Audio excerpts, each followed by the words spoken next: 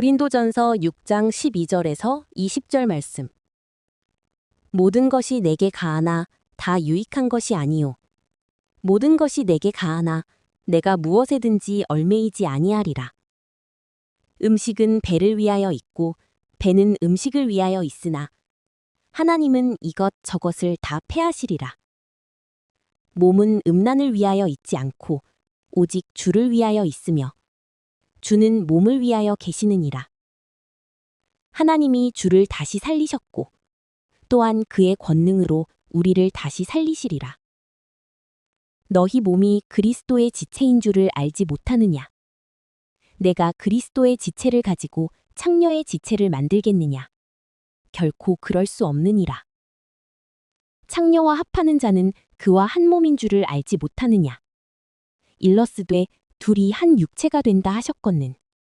주와 합하는 자는 한 영이니라. 음행을 피하라.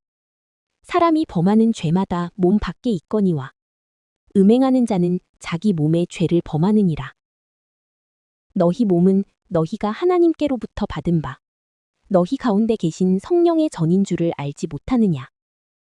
너희는 너희 자신의 것이 아니라 값으로 산 것이 되었으니 그런즉 너희 몸으로 하나님께 영광을 돌리라.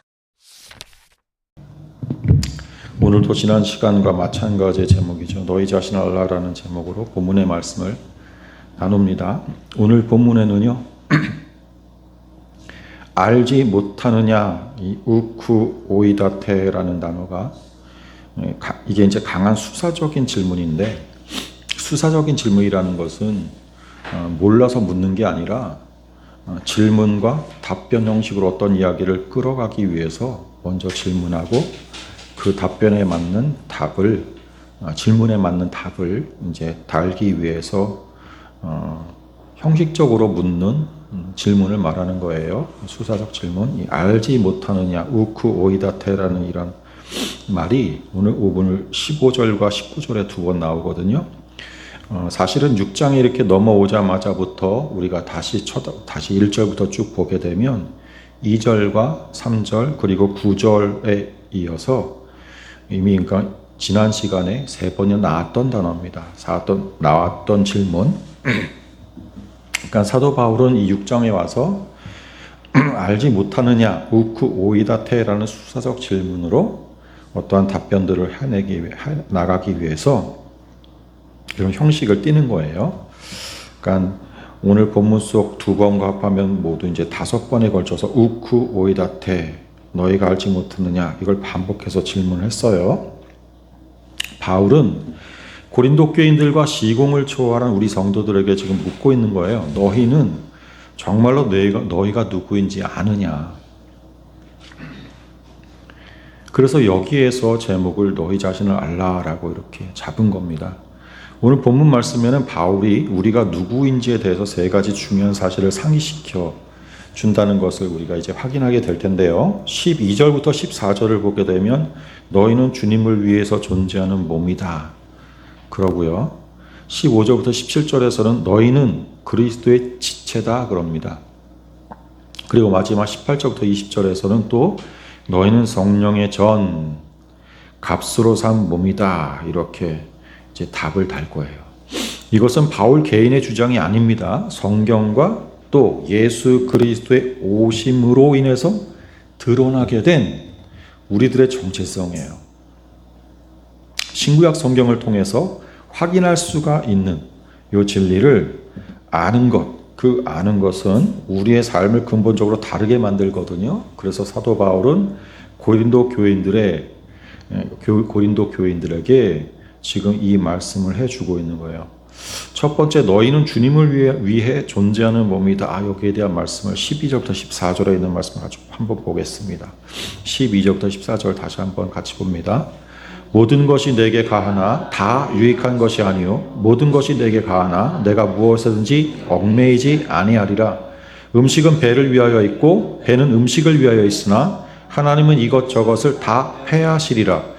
몸은 음란을 위하여 있지 않고 오직 주를 위하여 있으며 주는 몸을 위하여 계시느니라. 하나님이 주를 다시 살리셨고 또한 그의 권능으로 우리를 다시 살리시리라. 보세요. 먼저 12절 속에서는 12절 말씀 보면 당시 고린도 교인들이 마치 자신들의 어떤 슬로건처럼 사용하던 말이 두 번 반복해서 나와요. 바울이 그걸 인용하고 있단 말이에요. 그게 뭐냐면 모든 것이 내게 가하다라는 말이에요. 판타 모이 엑세스틴. 예? 모든 것이 내게 가하다. 이건 문자 그대로 보면 모든 것이 나에게 허용된다. 그러니까 모든 게 다 법적으로 가능하다. 내가 하는 모든 행동들이 다 법적으로 가능하다. 그런 뜻이에요. 이 말을 고린도 교인들이 수시로 되뇌었단 말이에요. 이 말은 고린도 교인들이 여전히 그런 세상적인 삶의 방식을 교회 안까지 이렇게 갖고 와가지고 지속할 때마다 사실은 복음의 전도자들이, 교회 리더들이 복음을 전할 때 그러한 세상의 삶을 끊으라고 계속해서 이야기하는데도 자신들은 여전히 그 삶에 머물러 있을 때 그들의 그 부도덕한 행동을 정당화하는 데 사용한 슬로건이에요. 모든 것이 나에게 허용된다. 모든 것이 내게 가하다. 고린도 교인들은 교회 안에서 율법의 정죄로부터 자유로워졌다는 이 진리를 왜곡해서 이해한 거예요. 왜곡해서. 그래서 교인이 되기 전부터 젖어 살던 그 성적인 행위까지도 자유라고 주장했어요. 우린 자유인들이 되었기 때문에 무엇인지 할 수 있는 사람들이 되었기 때문에 이것도 하는 거야. 성적 부도덕한 모습들을. 그럴 때마다 고린도 교인들은 판타 모이 엑세스틴 모든 것이 내게 가하다. 그랬단 말이에요. 무제한적인 자유를 외치는 말이잖아요. 이게 모든 것이 가하다 그러니까. 그런데 사도 바울이 그들의 그 슬로건과 같은 이 말을 끌어와 가지고 마치 달려가는 그런 말에다가 재갈을 물리듯이 두 가지 제한을 붙였단 말이에요. 그게 지금 12절인 거예요. 자, 첫째 어떤 제한을 했냐면 다 유익한 것이 아니라 다 유익한 것이 아니요 그런다고요. 여기에 쓴 단어 유익하다는 이 단어가 쉼페레이라는 이 단어는요. 공동의 유익을 가져온다는 의미예요. 그러니까 다 공동의 유익을 가져오는 게 아니다. 그렇게 얘기했어요. 그러니까 모든 것이 내게 가하다는 그 자유가 나와 형제를 해치는 자유라면 그건 더 이상 그리스도 안에서의 자유, 교회 공동체 안에서의 자유가 아니라는 점을 상기시키는 거예요. 두 번째로 또 뭐라고 얘기했냐면 내가 무엇에든지 얽매이지 아니하리라 하는 말을 덧붙였어요. 이 문장 속에 엑수시아라는 권세라는 말에서 유래한 엑수시아조라는 단어를 썼어요. 권리나 힘을 가진다는 뜻이거든요. 권력을 행사하다.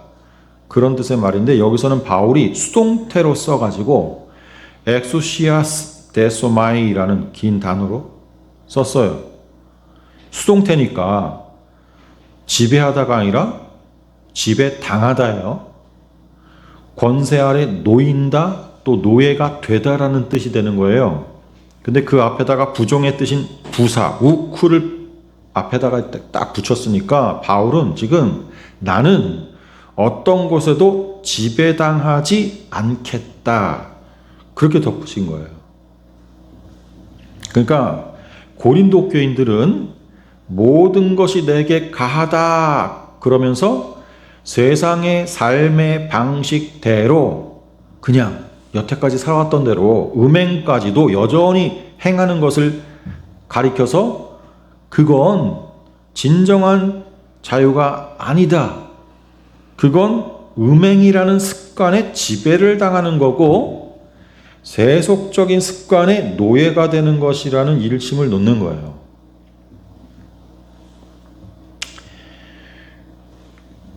그러니까 고린도 교인들은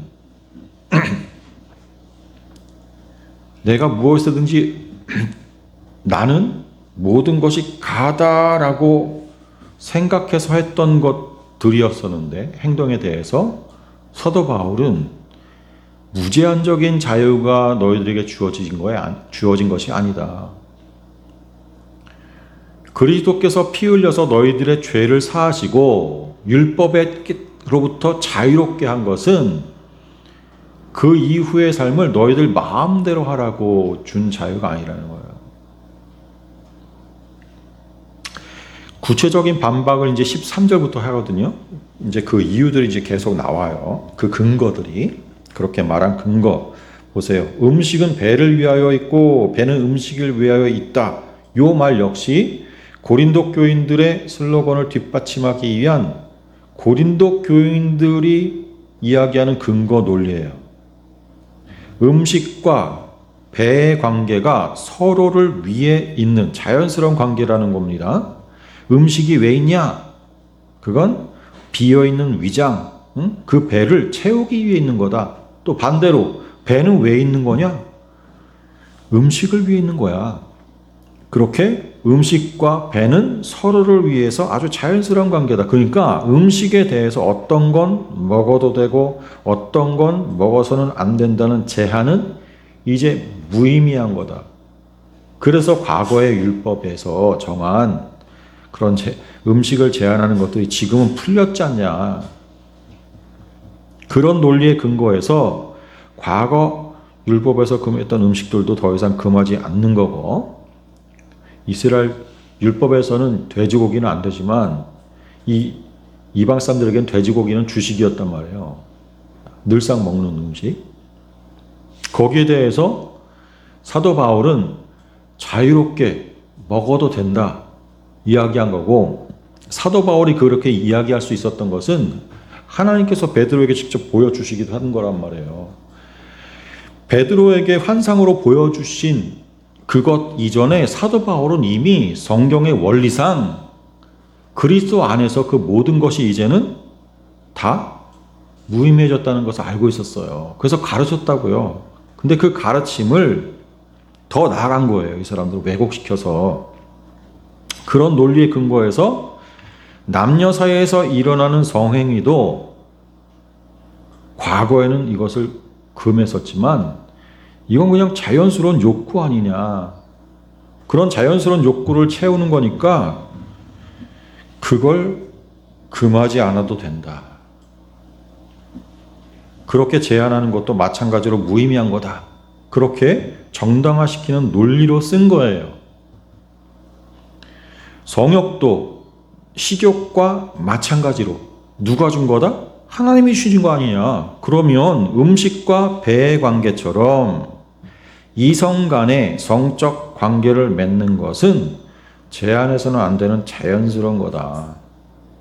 그렇게 억지 논리로 쓰기 위해서 사용된 말인 거예요. 이게 지금.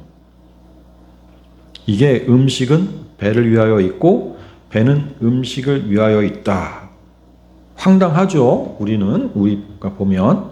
근데 고린도인들은 음식처럼 성적 욕구를 해결하기 위해서 아내 이외의 대상과 음행을 하는 것도 자연스러운 것이다. 성욕이라는 욕구, 하나님께서 주신 그 욕구를 해소하는 거니까. 그렇게 얘기했다니까요. 하지만 바울은 뭐라고 반박하냐 하면, 그러나 하나님은 이것저것을 다 폐하시리라 그러죠. 음식과 배, 그 관계에 대해서 이야기할 때 음식과 배, 여기서 이것저것은 뭐예요? 음식과 배예요. 배는 위장, 소화기관, 이게 콜리아라는 단어인데, 이 콜리아라는 단어가 뱃속의 소화기관을 이야기하는 말이에요. 사실 가장 많게는 이 콜리아라는 단어가 자궁이라는 의미로 많이 쓰였어요. 성경을 보면. 아무튼 근데 여기서는 음식과 배할 때 콜리아 여기는 음식을 받아들이고 소화하는, 음식으로 채워지는 위장, 이런 걸 이야기하는 거죠. 아무튼 이것저것을 다 폐한다. 하나님은 음식도 배도, 이게 무슨 말이에요? 사도 바울의 이 말은요, 음식과 배, 이 소화기관은 이 땅에 육신적인 삶에만 필요한 일시적인 거라는 걸 지적하는 거예요. 예? 죽음 이후에는 더 이상 필요하지 않다는 거죠. 하나님께서 폐하시리라. 이 카타르게스의 이 동사가 무효화시킨다 그런 뜻이에요. 소멸시키다 그런 거예요. 더 이상 작용하지 못하게 한다 그런 의미거든요. 그러니까 이 말은 현세적인 그 육신의 소멸을 말하고 있는 거예요. 사람은 죽으면 먹지도 않고 소화기관도 기능을 멈춘단 말이에요. 영원한 게 아니라는 걸 지금 얘기하는 거예요. 이 세상이 그냥 한시적인 거라는 거예요. 따라서 배를 채우기 위해서 사는 건 인생의 궁극적인 목적이 될 수 없다고 못 받고 있는 거예요. 그런 이유에서 하반절의 말씀을 또 덧붙인 겁니다. 몸은 음란을 위하여 있지 않고 오직 주를 위하여 있으며 주는 몸을 위하여 계시느니라. 앞에서 고린도 교인들은요, 음식과 배의 관계를 근거로 해가지고 모든 것이 내게 가하다 주장을 하지만 바울은 오히려 몸과 주님의 관계를 근거로 해서 모든 것이 내게 가하다는 그 무제한의 자유, 그건 말이 안 된다. 부정하는 거예요. 무제한의 자유를 부정하는 거예요. 몸은 음란을 위하여 있지 않고 요게 오직 주를 위하여 있다. 음란을 위하여 있지 않고 과로할 수 있는데 요 음란을 위하여 있지 않고 이것은 고린도 교인들은 음란을 위하여 있다라고 주장했단 말이에요. 그런데 사도 바울은 너희들의 주장처럼 음란을 위하여 있는 게 아니라 오직 주를 위하여 있다. 그리고 주는 몸을 위하여 계신다. 이게 진짜 자연스러운 관계다. 하나님께서 궁극의 목적으로 정해놓은 관계, 이 몸과 주님의 관계. 그러는 거예요. 몸이 왜 존재하냐? 몸은 주님을 위해 존재하는 거다. 그러는 거죠. 그리고 주님은 우리 몸을 위해 오셨다는 거예요. 우리 몸을 위해 존재하셨다는 거예요. 이 논리에 대한 강력한 근거가 14절이라고 바울은 논리를 이어가요. 그러니까 계속해서 근거에 근거를 계속 덧붙여가고 있는 거예요. 14절 말씀 뭐래요? 하나님이 주를 다시 살리셨고 또한 그의 권능으로, 하나님의 권능으로 우리를 다시 살리시리라. 바울은 그리스도의 부활을 근거로 우리 몸의 부활을 강조하고 있어요. 지금 음식과 배는 죽음과 함께 패해지지만 일시적으로 있었다가 그냥 없어지는 거예요. 하지만 몸, 이 소마 자체는 부활해서 영원히 존재하게 되거든요. 따라서 몸은 단순한 소화기관이나 또는 욕구 충족 도구가 아닌 거예요. 몸을 그런 용도로 쓰면 안 된다는 거예요. 요즘 이 시대가 하나님을 반역한 세대의 강력한 증거로 그래서 열심히 먹는 걸로 표현하고 있는 거예요. 예? 먹는 거 찾아 산만리야 진짜. 맛있는 음식 찾아 산만리. 다들 그렇게 먹는 기쁨을 인생의 굉장히 중요한 위치에다 올려놨어요. 이거는 영적이지 못해서 그래요. 우리가 육신에 너무 치중되어 있는 거예요. 육신에. 근데 우리는 지금 아주 스스럼 없이 오히려 다른 사람들보다 더 맛있는 것을 잘 알고 맛있는 것을 더 많이 먹고 그걸 자랑거리로 여기는데 영적 존재들로 변화한 우리로서는 다시 말해서 오는 하나님의 나라, 오는 시대 하나님의 나라를 기다리는 사람들로서는 관심사가 잘못된 거예요. 이게 지금. 그러니까 이것도 일종의 우리가 회개해야 될 부분이에요.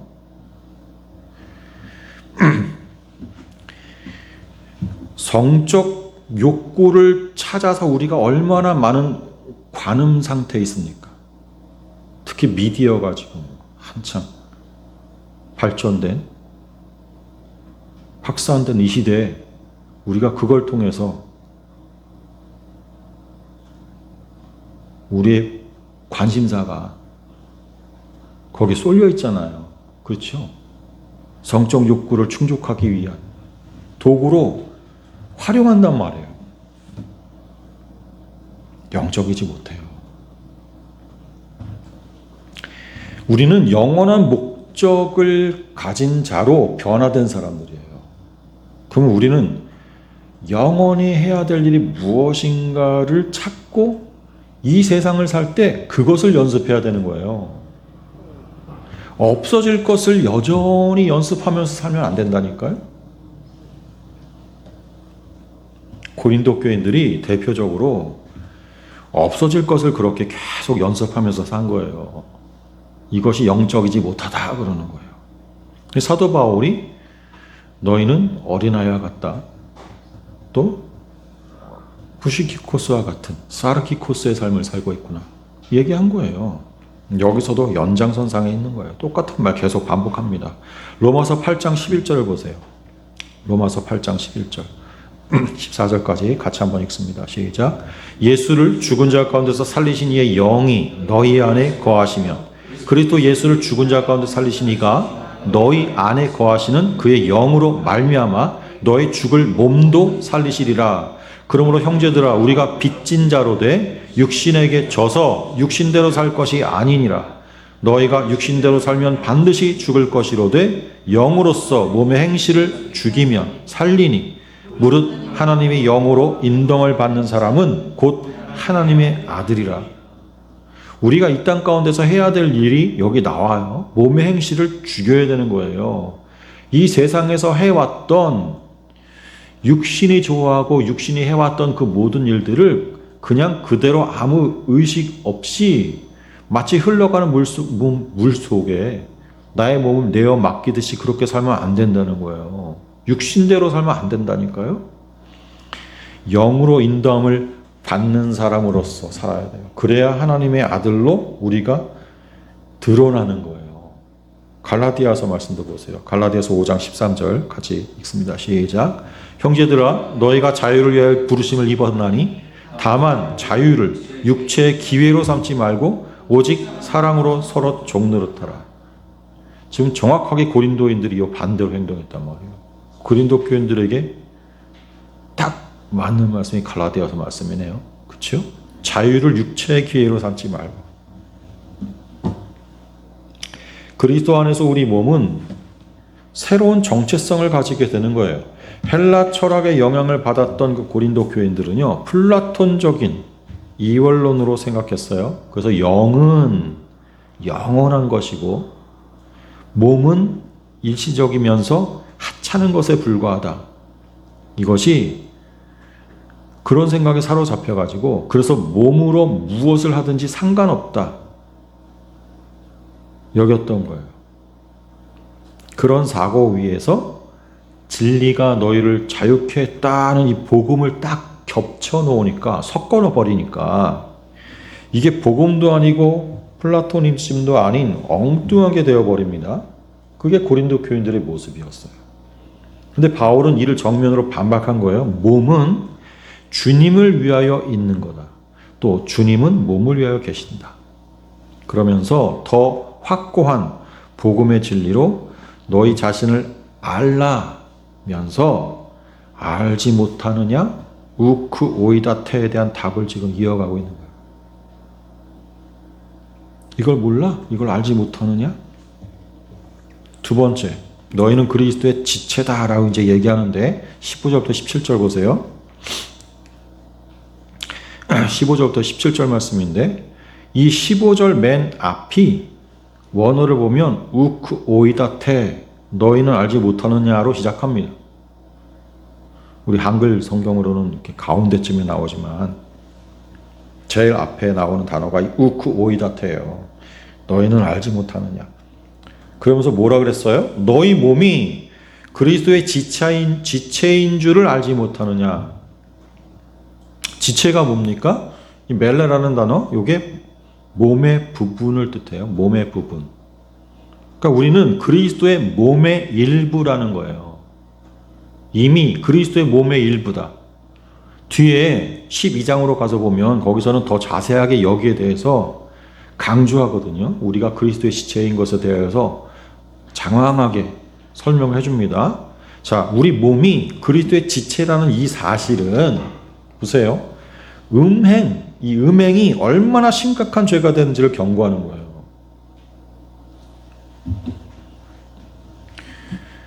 여러분, 음행이라는 것이 죄인 것을 우리가 다 아는데, 우리가 지난번에도 살펴봤지만 사도 바울이 너희들 가운데 이러이러한 죄가 있다면서 이 죄의 항목들을 쭉 열거하면서 제일 앞에 음행을 놨죠. 그렇죠? 음란을 놨단 말이에요. 그러니까 마치 음행이 죄 가운데서 가장 최고의 죄인 것처럼 강조된단 말이에요. 그러니까 사도 바울에게 있어서는 계속 이것이 강조했었어요. 그것이 물론 지난번 말씀드렸던 것처럼 당시 이방 세계에서는 이 음행이 죄로 여겨지지 않는 문화적인 상황 속에서 사도 바울은 그것을 강조했어야만 됐어요. 그렇기도 했지만 오늘 여기 본문 말씀을 보면 이 음행이 왜 그렇게 커다란 죄가 되는지에 대해서 설명을 해주고 있어요. 우리 몸이 그리스도의 지체라는 이 사실.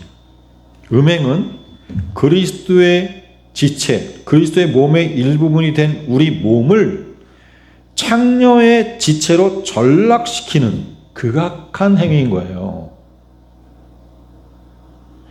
음행은 내 몸만의 문제가 아니라 거룩하신 주님의 몸을, 왜? 나는 이미 주님의 몸의 부분이 되었는데, 주님의 몸이 됐는데 내가 범하는 음행으로 말미암아 주님의 몸까지도 더럽히는 죄를 범하는 거란 말이에요. 고린도 교인들은 음행의 문제가 헬라의 그 문화 속에서 아무런 문제의식 없이 마치 음식이 배를 위하여 있듯 자연스러운 욕구 충족의 행위로 생각하고 있었단 말이에요. 그리고 구원받은 우리는 영이 천국에 가는 거지, 육은 이 세상과 함께 없어지고 말 거니까 육을 가지고 음행을 하든 말든 그게 무슨 상관이냐고 생각했단 말이에요. 이게 이원론적인 사고라고 그랬잖아요. 그런데 바울은 우리 몸이 주님의 지체, 그러니까 주님의 몸의 일부분이라는 거예요. 주님과 우리 몸은 이미 하나라는 겁니다. 그래서 하반절에 그러잖아요. 내가 그리스도의 지체를 가지고 창녀의 지체를 만들겠느냐. 결코 그럴 수 없느니라. 결코 그럴 수 없다. 있을 수 없는 일이다. 그건 더 이상 평범한 사건, 평범한 일이 될 수 없는 거예요. 이 음행은. 결코 그렇게 되어서는 안 되는 행위다. 이 음행은.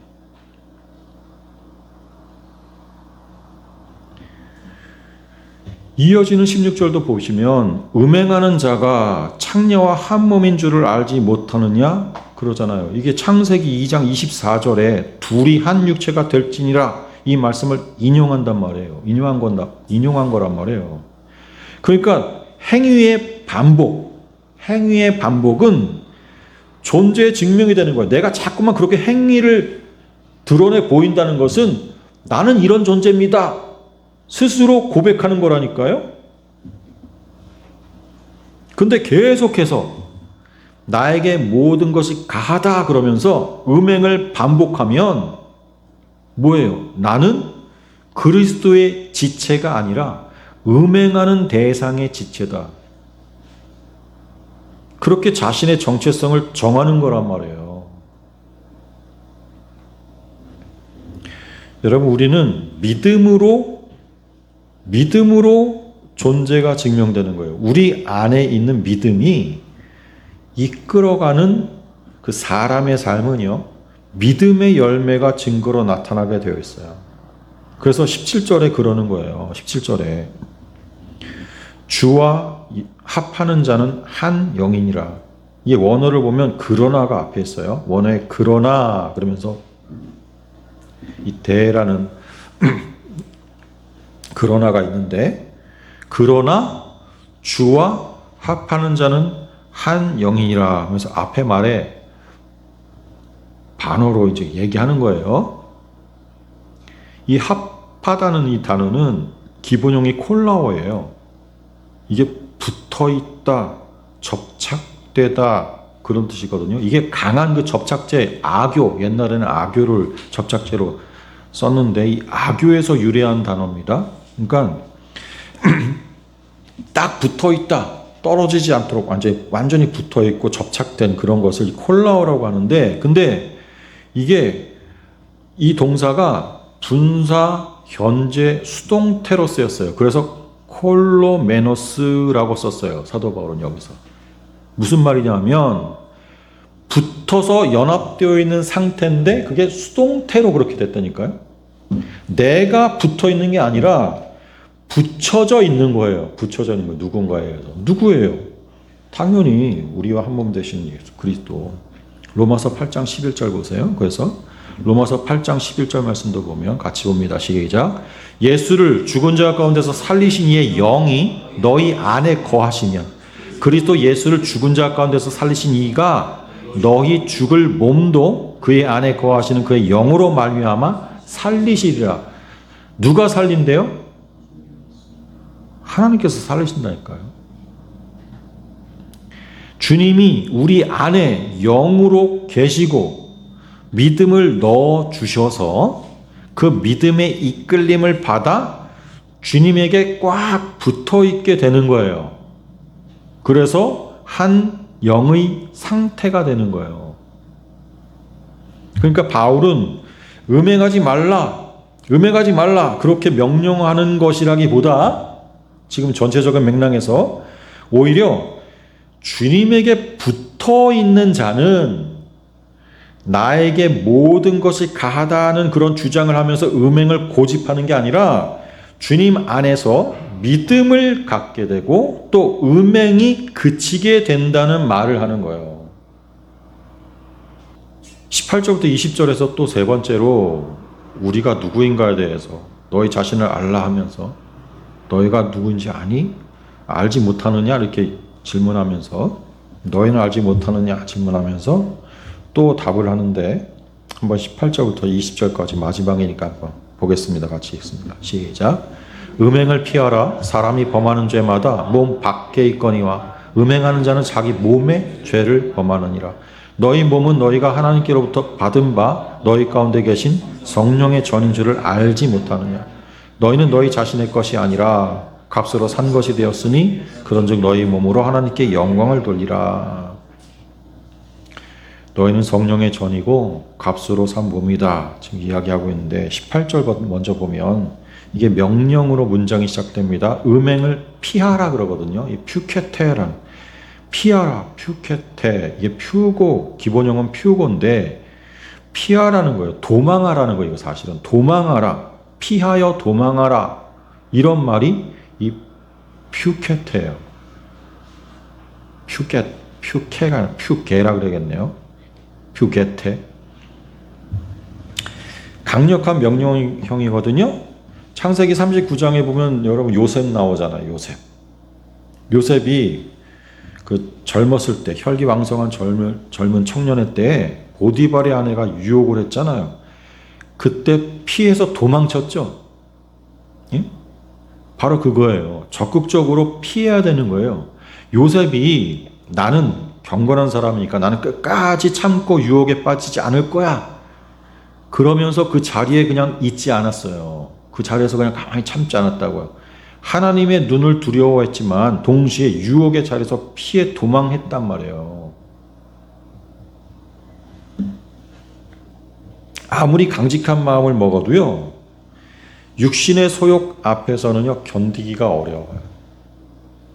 우리를 시험에 들지 말게 하옵시고 다만 악에서 구하옵소서. 왜 이렇게 기도하래요, 주님께서? 기도하는 이유가 뭐예요? 시험에 잘 빠지니까 그런 거예요. 악에 잘 빠지니까. 그러니까 우리는 기도해야 되는 거예요. 그렇게 기도하는 사람이라면 악한 환경, 악한 자리 이걸 보면 우선 피하는 게 당연한 거예요. 그만큼 악을 미워하고 또 싫어하는 사람만이 우리를 시험에 들지 말고 또 악에서 구하옵소서 기도할 뿐만 아니라 그런 지향성을 가지고 사는 거죠. 그러면 악한 환경, 그 자리를 피하게 됩니다. 육신을 입고 있는 한 육신의 소욕을 부추기는 그런 환경에 항상 노출될 수밖에 없잖아요. 그래서 우리는 영의 사람으로 거듭났어도요, 여전히 수시로 그런 악한 환경으로부터 탈출하는 이 노력을 계속 해야 하는 거예요. 그래야 되는 이유가 이제 19절과 20절인 거죠. 19절은 뭐래요? 너희 몸은 너희가 하나님께로부터 받은 바 너희 가운데 계신 성령의 전인 줄을 알지 못하느냐. 수사 의문문 알지 못하느냐. 19절 이렇게 시작합니다. 그러죠? 여기 지금 전, 성령의 전 할 때 전 나왔습니다. 성소죠. 지성소. 그렇죠? 성전 중에서도 가장 거룩한 곳. 왜 거룩한 곳이라고 일컬어졌어요? 하나님이 거하시는 곳이라고 여겼던 곳이란 말이에요. 성전은 이방인의 뜰, 이방인이 거닐 수 있는 곳이 있었고, 또 유대인 남자, 여자 다 나눠놨어요. 구분해놨다고요. 그리고 하나님만이 계신 곳. 그게 지성소예요. 다 구분돼 있었단 말이에요. 엄격하게. 아무도 못 들어가요, 거긴. 대제사장도 1년에 딱 한 번 대속죄라만 들어갈 수 있게 돼 있었어요.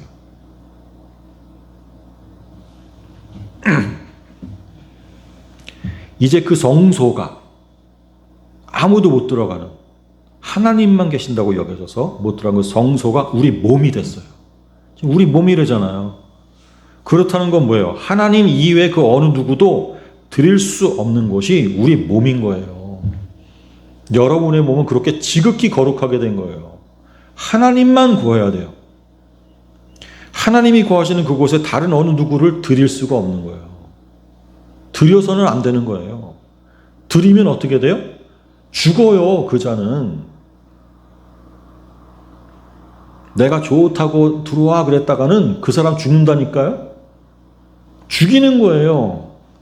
그러니까 극단적으로 표현하면 그 사람을 죽일 결심을 하지 않는 한 그러면 안 되는 거예요.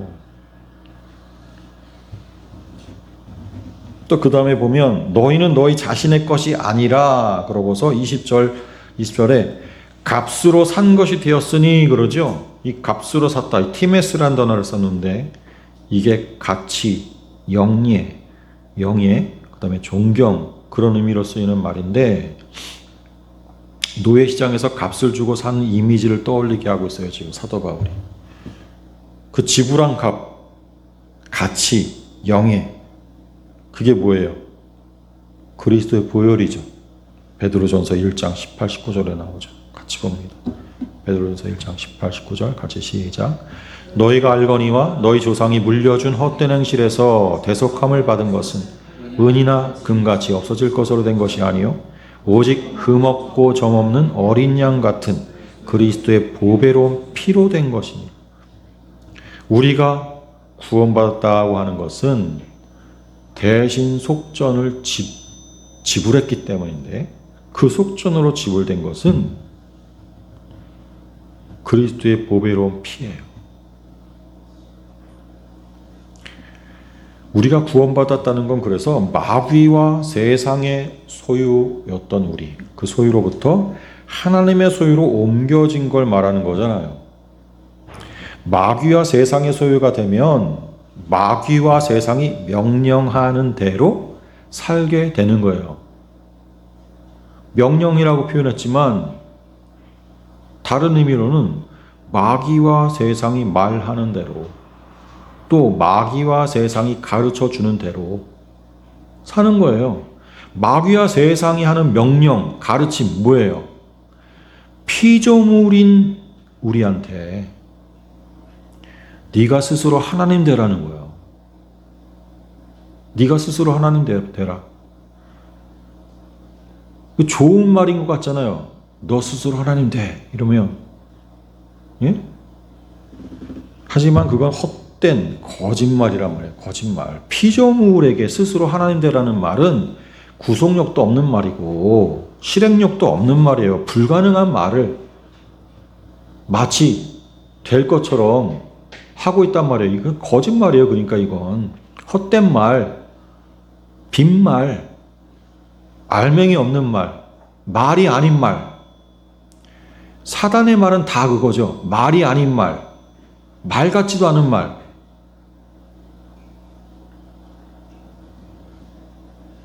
그 결과는 어떻게 돼요? 그 말대로 살게 되면 하나님의 대적자가 되라는 거예요, 그건. 예? 너 스스로 하나님이 되라는 건요, 하나님 반대편에 서라는 말인 거예요. 피조물이 스스로 하나님 되려고 행동하는 것은 하나님 반대편에 서서 당신도 하나님이지만 나도 하나님이에요. 하나님에게 맞짱 뜨는 거라니까, 그건. 세상과 마귀는 그 말을 우리에게 속삭이는 건데, 아담과 하와는 그대로 따랐죠. 우리도 마찬가지입니다. 그래서 계속 그런 삶을 선택하죠. 피조물이 창조주의 반대편에 서서 내가 하나님이다 그러는 건 하나님을 참남되게 하기 때문에 하나님의 진노를 사는 일일 뿐입니다. 그 결과는 뭐예요? 하나님으로부터 심판과 저주와 죽음을 맞는 거죠. 그런데 이제 주님이 피로 값을 지불하고 사셔서 다시 하나님의 소유가 된 자들, 그들이 이제 어떻게 살게 돼요? 그러면 죄로부터 자유롭게 되어서 살게 되는데, 그게 어떤 삶이에요? 스스로 하나님처럼 되어 사는 게 아니라 스스로 하나님의 소유가 되어서 하나님의 종으로 살기를 자청하게 됩니다. 이제 자기 주제를 알게 됩니다, 이제. 그리고 제일 마지막 결론이 뭐예요? 그런즉 너희 몸으로 하나님께 영광을 돌리라 그러잖아요. 이렇게 되는 거예요. 이제 하나님의 소유된 자로 산다는 건요, 내 맘대로 살 수 없다는 거예요. 나의 소유주 되시는 하나님의 의지에 맡겨진 삶, 그 뜻에 순종하는 삶을 살게 되는 거예요. 그래서 고린도전서 10장 31절에서도 하나님께 영광을 돌리는 삶이 뭔지 이제 두 군데를 보세요. 고린도서 10장 31절 유명한 곳. 그러므로 너희가 먹든지 마시든지 무엇을 하든지 다 하나님의 영광을 위하여라. 왜요? 하나님의 소유주 됐으니까. 하나님께서 이제 소유주가 되셨으니까. 하나님의 소유되었으니까. 로마서 12장 1절에도 너희 몸을 하나님이 기뻐하시는 거룩한 산제물로 드리라 그러죠. 산제물이 뭐예요? 살아있는 제물. 제물은 원래 하나 바쳐질 때 죽여서 드려야 되는데, 살아있는 동안 계속 죽는 제물로 살아라 그럽니다. 계속 죽어져라. 그 얘기 아닙니까, 이게 지금.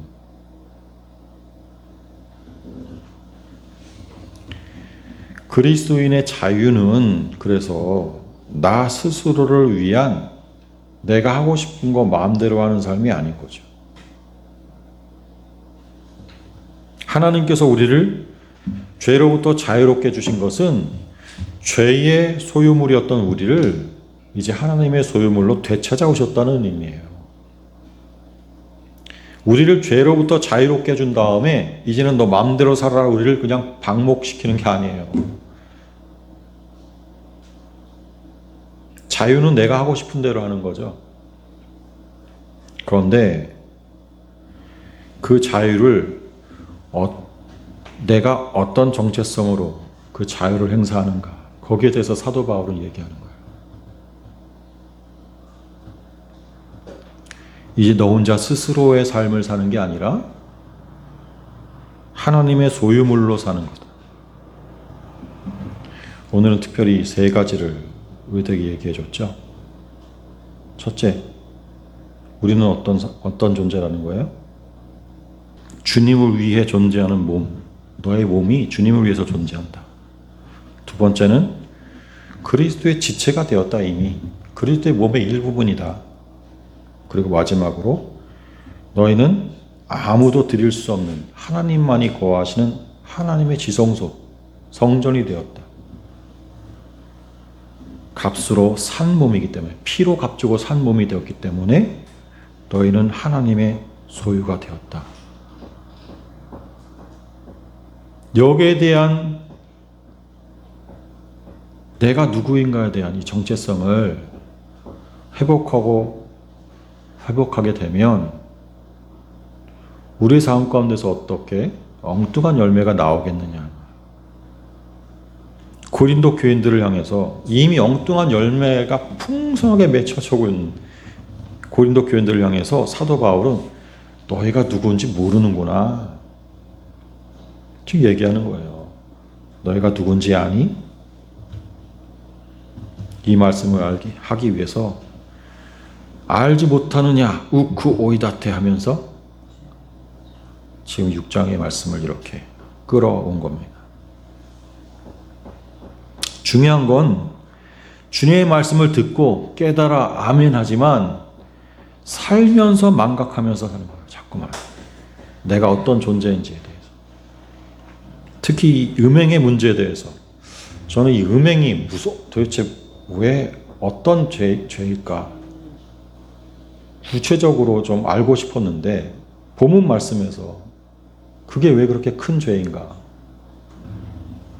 하나님의 지체된 자이기 때문에 라는 이 대목에서 확실하게 수긍하게 됐습니다. 여러분들은 어떠신지 모르겠어요. 음란이 왜 나쁜 죄입니까? 음란이 왜 모든 죄 가운데 제일 앞에 나오게 됩니까? 하나님의 지체된 자들이 그 몸에 하나님 이외에 다른 대상을 끌고 들어오기 때문에 그런 거예요. 그러면 거룩하신 하나님을 훼손하는 거예요. 죽이는 겁니다. 같이 기도하겠습니다.